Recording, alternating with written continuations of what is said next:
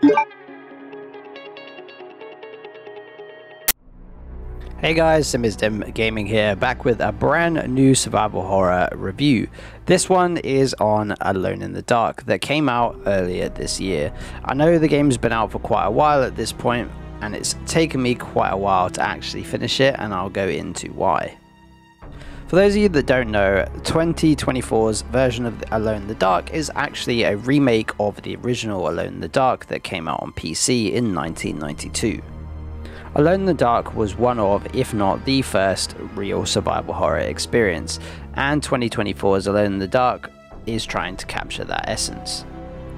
The characters are the same in the original, and in the remake you play as either Edward Carnby or Emily Hartwood, and they both have to go to the Desetto mansion. Edward is a detective, so he doesn't have really any ties there, or so you think, and Emily is looking for one of her relatives, Jeremy. As far as a remake goes, it is pretty faithful. The characters are the same. You actually do get to see a lot more of other characters. There's not really many, if any, characters in the Desetto mansion for you to talk to in the original. It's basically just Edward or Emily. So it was quite nice to see characters expanded and the narrative expanded too. That was nice. But it isn't all sunshine and lollipops in the Alone in the Dark remake. Obviously the control scheme has been updated to one that's similar to the Resident Evil remakes and the upcoming Silent Hill 2 remake. I've just dated the video there because this is being recorded before Silent Hill 2 remake comes out. The control scheme has been changed, so it's a third-person over-the-shoulder adventure. It works, in my opinion, a lot better. I grew up with tank control games, but nowadays a lot of people wouldn't appreciate it, so I can see why they've done it. That isn't a bad thing, to be honest. What's interesting as well, one of my favorite things about the Alone in the Dark games is you had unarmed hand-to-hand combat. So as Edward and Emily, you could literally just roundhouse kick and box out enemies, whereas in this you have to rely on a melee weapon such as an axe, boat oars, fire hooks, things like that. Although fun, they do break, and when you run out of a melee weapon and you haven't picked up another one, you can't actually do anything. So if there's going to be times when you're out of ammo, you're kind of stuffed. It would have been cool for, especially for Edward, to be able to box out enemies, or at least try. That would be quite fun. However, there is a bit more of an abundance of melee weapons and throwable weapons like in the background. So I started off my first playthrough as Edward, as I always do in the Alone in the Dark games. If you get the choice, I always play as Edward first. His story was pretty interesting. I'm not going to try and give away many spoilers because if you want to play it, I don't want to ruin that for you. But Edward's story is pretty cool and pretty interesting. You learn a lot about him and why he's at the Desetto mansion really, and things like that. It's really, really good. Then I played through as Emily on my second playthrough. It's not a new game plus thing. Basically, you can select whichever character you want to play first, Emily or Edward, play through it as them, and then just start a new game as the other character. The thing that I didn't like was the fact that each character's story is relatively the same. Obviously, they have their own little kind of sub-story part. No spoilers there. They do have their own little parts, but it's all the way in chapter 4, and this is a 5-chapter game. Most of the game you play through, it's pretty much the same. So having played it as Edward and then going and playing as Emily and pretty much doing the same things was a little bit disheartening. I thought, as in the Resident Evil 2 remake, they could have done a Leon and Claire scenario where Leon doesn't interact with Chief Irons, but he interacts with Ada, whereas Claire interacts with Chief Irons and also then Sherry. It would have been interesting for them to have made it a little bit more like that. It just gives a little bit more variety on your playthrough, having two connected but separate stories. But I'm not taking away from the stories of Edward and Emily. They're little sub-story bits which is only exclusive to each character. They are really good and really interesting, and you kind of do feel sorry for the characters a little bit.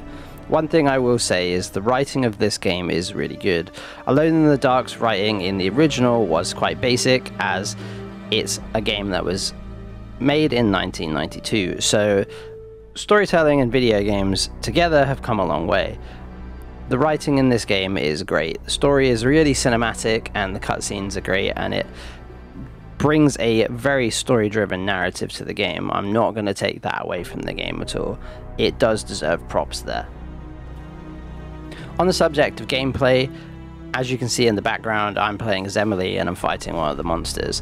I have to admit, the monster design, in my opinion, they kind of are a little bit bland. They either come across as like swamp things or bugs that dig under the ground, or like scarab beetles. It's kind of the theme of the game. The scarab beetles kind of make sense because of what the enemy of the game is. I'm not going to give any spoilers away, but if you play it, you'll kind of understand. But the design of them is a little bit dated in my opinion. I wasn't really a big fan of some of the monsters. But the gameplay itself, combat is really fun. When you have a melee weapon and you have some ammo, it's pretty fun, and there are loads of things around that you can use in your environment. You can get Molotov cocktails, you can throw bricks at enemies, you can also throw like flammable alcoholic bottles at things or the ground and then shoot it, and then they'll run into it, or you put it on the enemy and shoot it, then they'll literally get set on fire. It's really, really good. It just means you can kind of be a bit more diverse with your tactics. It's really interesting. Both characters as well is kind of a gripe, but kind of not. Both characters get exactly the same weapons, and you get them at exactly the same time on each playthrough. There's a shotgun, a pistol, a submachine gun, a flare gun, and that's pretty much it. Again, I don't mind that, but it would be nice if they had their own unique weapons, such as the Resident Evil games and things like that. They do that very well. Saying that, the only difference is Emily gets a semi-auto Mauser-style pistol and Edward gets a little snub-nosed revolver. She seems to be able to reload it faster as it's magazine fed, whereas Edward has to reload it without a speed loader and just put each individual shell in. That is pretty much the only difference. There are a lot of parts in the game that do compare quite well to the original. The Deseto Mansion is actually quite a good recreation of the original one. It's just expanded quite a bit. The mansion in the original game wasn't small, but due to the hardware limitation, there wasn't as much you could do. So this game has really, really expanded the Deseto Mansion, and that is one thing I'm very happy that they did, as it just gives a lot more depth to a really interesting location. That they did well, and all of the other locations are quite fun. There are parts where you go to an ancient temple, you go to kind of like an ancient vineyard, so to speak, and then you go to parts of New Orleans as well, and it is really, really cool. One thing I will hint on as well is one thing that I noticed. Considering my PC is middle of the range, but it was well within the specs of this game. However, there were a lot of performance issues. Since the game came out, I bought it on launch day.